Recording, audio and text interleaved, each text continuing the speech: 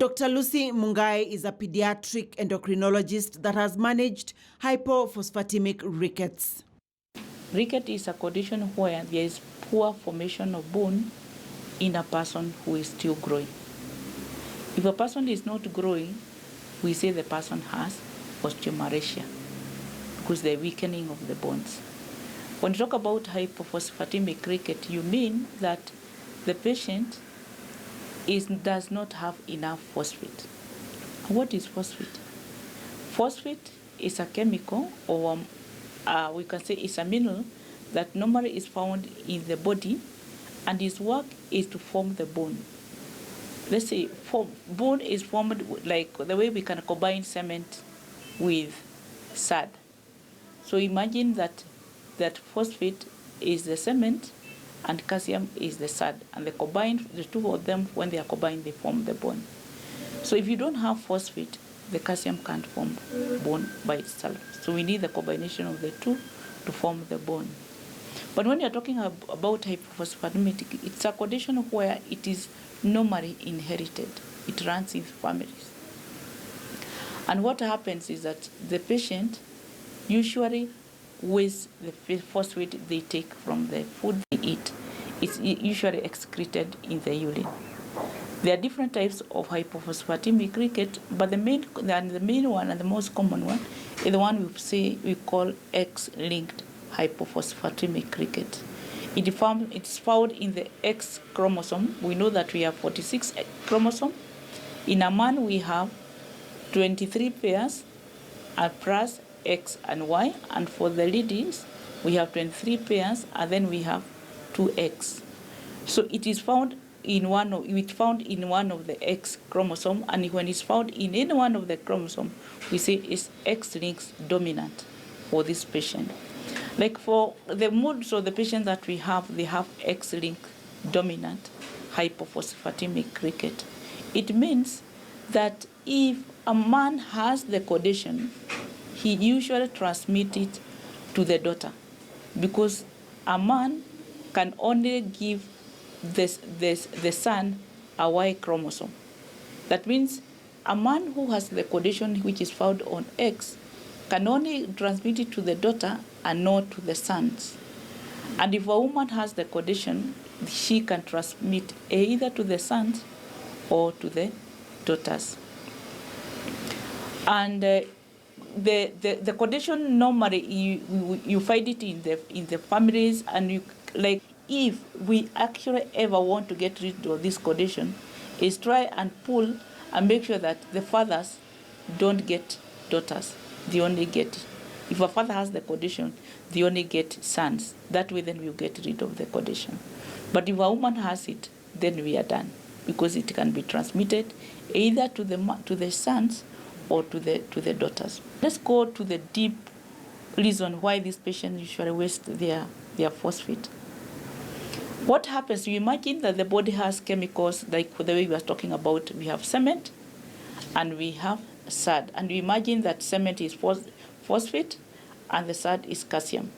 If the body has enough phosphate, or you see the food the person has eaten has a lot of phosphate, the body, what it does, it produces a chemical we call fibrogen growth factor 23. That molecule is produced, and its work is to make sure that you waste away the phosphate, the extra phosphate that you have eaten, that it doesn't accumulate in the body. If the phosphate goes low, then there is another molecule we call the FEX molecule, which usually goes and stops the wasting of the phosphate. And these patients, actually, what happens is that the bones are formed, but they are very weak. They are very weak. Because if you don't have phosphate, what happens? In place of forming your bones, you grow a lot of cartilage. So your cartilaginous tissue becomes like the one that is replacing your bone tissue. So you can imagine the cartilage that you find in the meat is the one that is forming, that is the one that is taking care of the spinal column. Even the leg bones, the thigh bone, the hands, the heart bones, they are also going to be very weak, because the cartilage can never support the body weight. So what happens in this patient is that they usually have very weak bones. And you know, the bones, the calcium and the phosphate, they are the ones that form the teeth. So this patient also will have a problem of the teeth. So they will not be able to form the teeth properly. So they form the teeth, but they will be weak in a way they can come out easily, or they can have holes, or we can what you call caries, dental caries very easily. These patients also, if you give this patient, they require to be taken care of very early. They require to be taken care of very early. They are investigated. Most of the time when we investigate this patient, we will find that they will have very low phosphate in the blood. But when you check it in the urine, it will be high, more than what you expect in a patient who doesn't have phosphate in the blood. And their calcium surprisingly is going to be normal. Vitamin D is going to be normal. And the parathyroid is going to be normal or slightly higher in this patient. So so when you look at this patient, most people think that you only need calcium for you to form the bones. But phosphate, if we call it a molecule, or is a mineral that's usually forgotten and is very important for this patient. What do you mean, just to take you back a bit, what do you mean that by they waste the phosphate? It is excreted in the urine. They take it in the food, but it's all found in the urine. It doesn't go where to the destination where it's supposed to go. Normally when we eat food that has phosphate, it is taken into the bloodstream, it goes to the kidney. At the kidney, it is filtered together with the urine. And normally it is taken back into the bloodstream.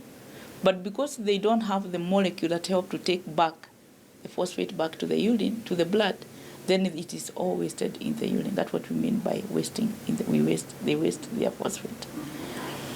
The thing is that this phosphate needs to be replaced, and you can't replace it too fast, because you replace very fast, because this patient, they have enough calcium, then they can form the calcium. They can form the bones or the stones at the level of the kidneys. You can have the kidneys actually start forming bones by themselves, with what we call calcification of the kidneys. If you give them too much phosphate and together with the calcium, what will happen is that they might start forming bones at the level of the intestines. And actually when you do the X-ray, you see the intestine have started having calcium. The worst that can happen is that if you give them the phosphate and calcium that is not well balanced, at the level of the brain can start having bones inside the brain, and what we call the basal ganglia, which is the most important part of the brain. And this can lead to conversions in this patient. But the main thing is that these patients, if they are not treated, they will present with bone pain, you have leg deformities, they have problem of the teeth, and generally they are weak. They don't want to walk because they feel when you don't have enough bone formed, actually the whole body feels generally very weak, and they are not able to walk. So in a child that is previously undiagnosed, let's say the mother doesn't know or the father doesn't know, the father probably know, but let's say the mother doesn't know that this could be the issue, what are the signs and symptoms that will be evident at a home level before they even come to hospital that will probably indicate that there is a problem with the bone formation of this child? The skeleton is important as the child is growing. And one of the things that you realize as the child is reaching 3 months, 4 months, when you make the child stand, you are able to see the child is able to support the body. When you hold the baby is able to support himself or herself when you are making the babies. If the patient doesn't have the phosphate, they actually collapse on themselves. And when it comes to the baby starting to walk, then you realize they are delaying in walking because the bones are still very weak. And when they at long last they start walking, you realize the bones are deformed, what we call knock knee or what we call bow legs. So the patients can present either as bow legs or they present as knock knee as they are growing up.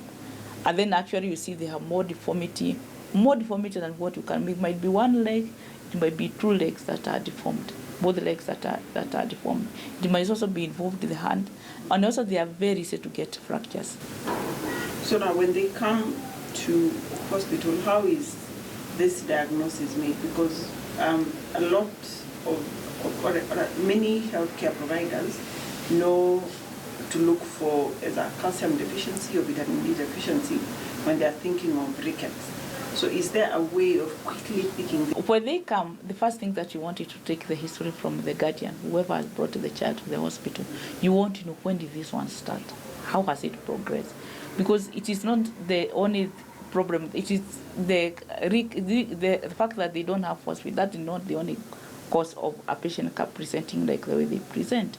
And then the other thing that will be very, very peculiar about this patient is if the child is brought by a guardian who has the same condition, or they might tell you that there is a relative, an auntie, a brother, or a grandmother who has the same condition, like our patient.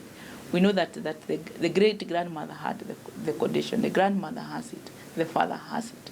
So the uncles have it, the aunties have it. So the fact that it is running in the family, it also makes you ring the bell somewhere and discover and say, most likely this is something that is inherited.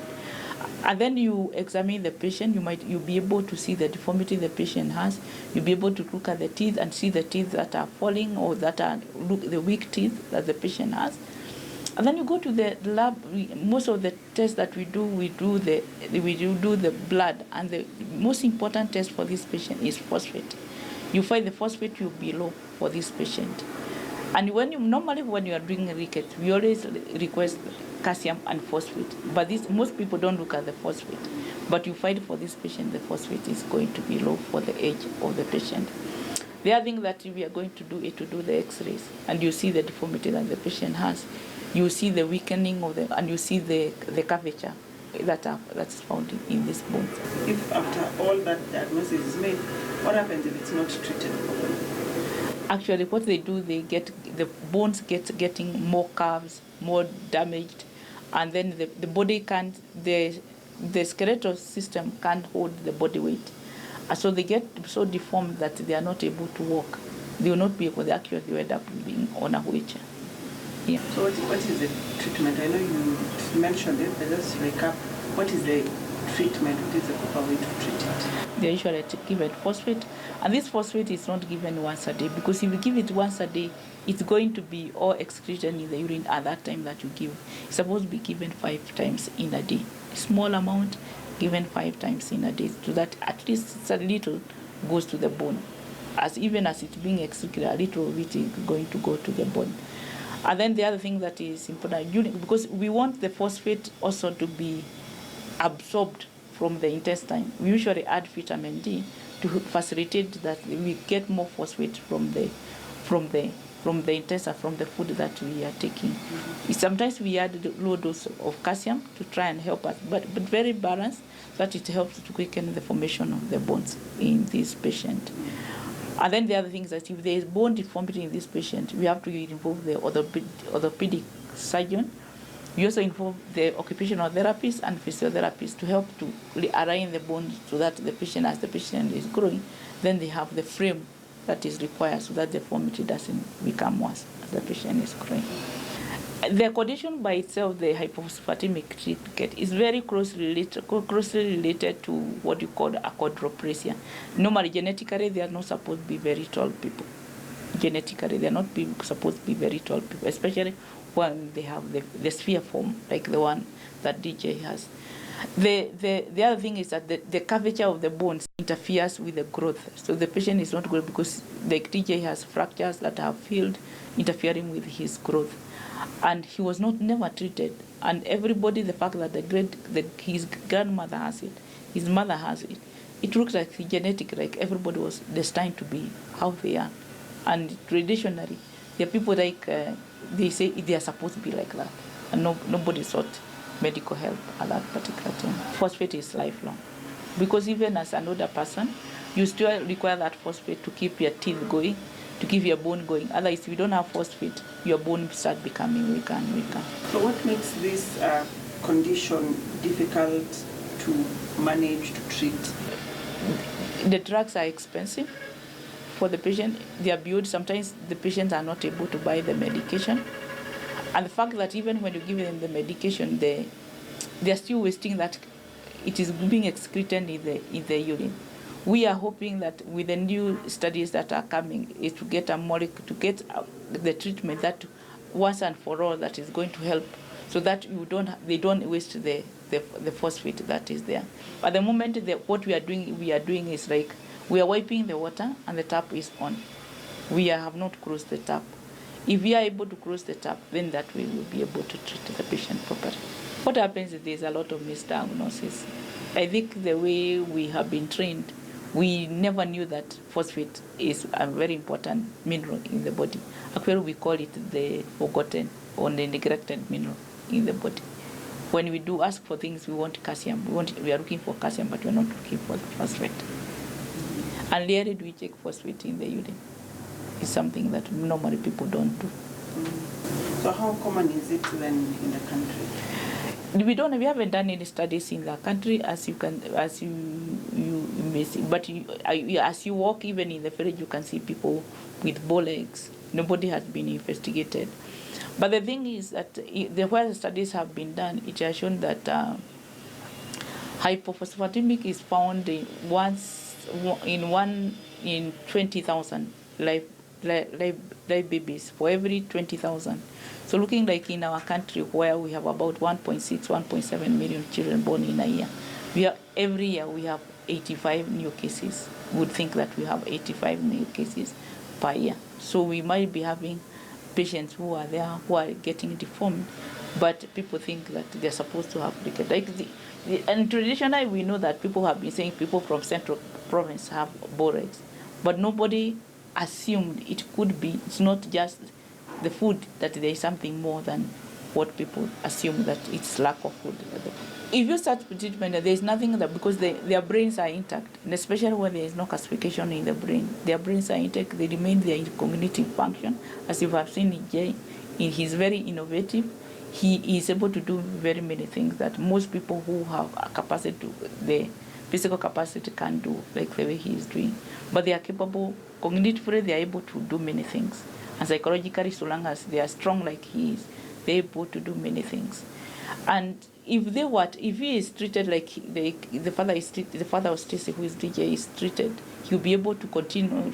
As long as he doesn't have pain, you'll be able to do many things. I don't know when you talk about quality of life, because if you look somebody like DJ, he's so fulfilled that he feels he can conquer the whole world. If you listen to him, you think actually he can be anything in the world. But because the way he is, to me, I find him very fulfilled. He's somebody with a family. He has 2 children. They are looking very, very beautiful, and a very beautiful wife. And his business is flourishing. So his quality of life, looking at him, he's doing very well. But in terms of pain, when he has pain, then we say that his pain, if so long as he has the phosphate, he doesn't have the pain. If he is able to get some medication, he'll be able to live a life that is not interfering with whatever he wants to do. The only thing that he has limitation of movement, because he's not able to walk faster. His movement is limited. Yeah, so you can say from there he's actually a bit disabled in terms of the way the movement are concerned. So finally, is it preventable? I don't think it is preventable, especially when you have unless the mother decides that she's not going to get a child herself, if she has the deformity. But for the men, if he is able to know when the wife can get a boy, then he's able to stop the next generation from getting the condition. I think we need more people to come out there, so that with more people, so that when you have numbers, you are able to fight more. If DJ is fighting by himself, he has his siblings that he is working with. But I think if you have more numbers, because I don't think DJ and the family are the only one with this kind of condition, and he's not the only one I've managed with this kind of condition. We have managed other children with the same condition. If they can come up and put themselves together, then they are able to ask for help, and then that way we can support them wherever they are.